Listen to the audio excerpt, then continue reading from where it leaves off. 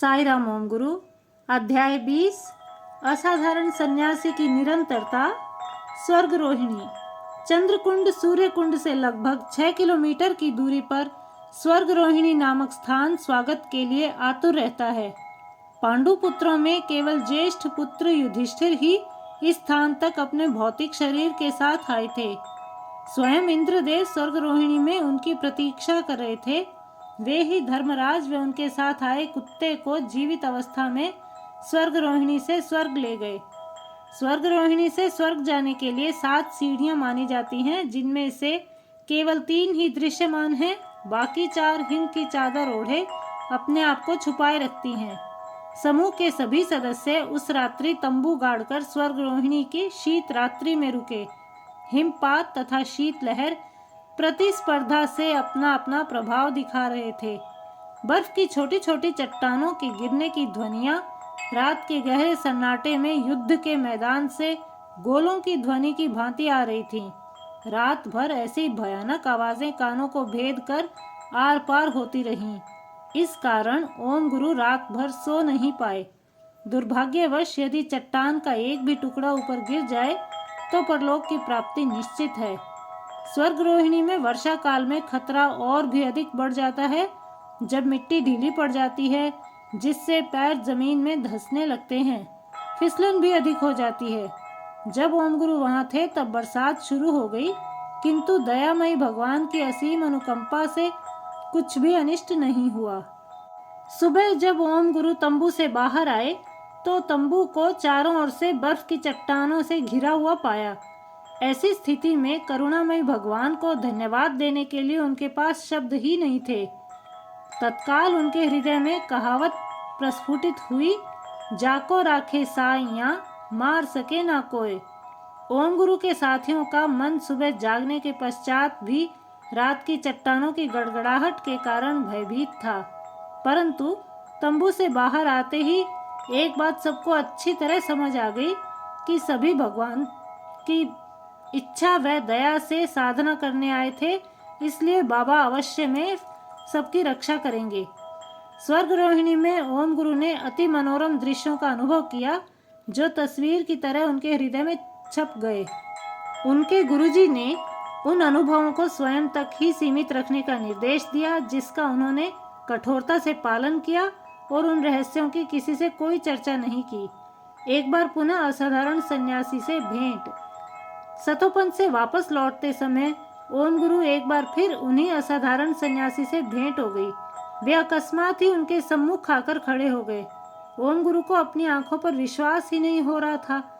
ओम गुरु ने उनसे अपने साथ चलने का निवेदन किया, जिसे उन्होंने अपनी व्यस्तता का नाम देकर टाल दिया।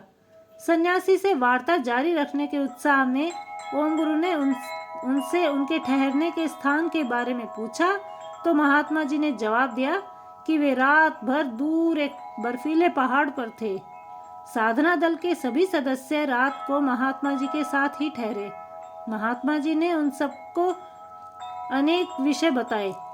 उन्होंने समूह को 3000 वर्ष पूर्व घटित एक विषय की जानकारी दी।